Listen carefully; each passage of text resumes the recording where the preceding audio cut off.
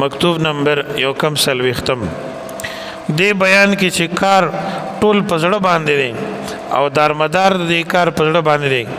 ظاهري اعمال هم ضروري دي، عادي لپاره ذریعہ ده او وسیله ده، خو لیکن اصل شی د زړه دی.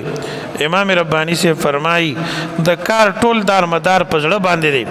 که زړه د الله نه غیر کې گرفتارو نو دا خراب دی او ابتر دی. بیا صرف ظاهري اعمال او رسمی عبادتونو نه څه نه حاصلېږي. ما سوى الله طرف ته توجه کول دا نقصان دی، او د زړه نه ما سوى الله ویستل او زړه سلامت ساتل دا ډېر لوی نعمت دی.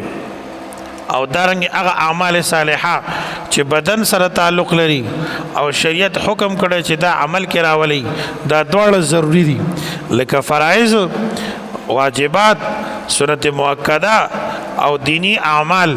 او دغه شانت د زړه نه ما سوى الله ویستل دا اهم دي.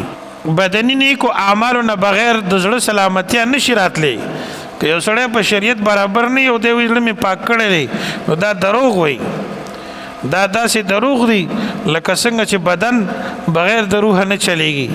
دا شانتي زړه احوال بدني نیکو اعمالو نه بغیر صحیح کول دا محال دي.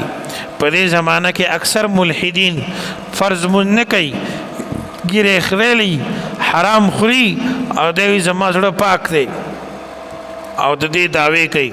امام ربانی محبوب سبحانی سیدنا شیخ مجدد الفسانی رحمۃ اللہ علیہ فرمائی نجان اللہ سبحانہ عن معتقداتهم السوء بصدقۃ حبیبہ علیہ الصلوۃ والسلام والتحیہ.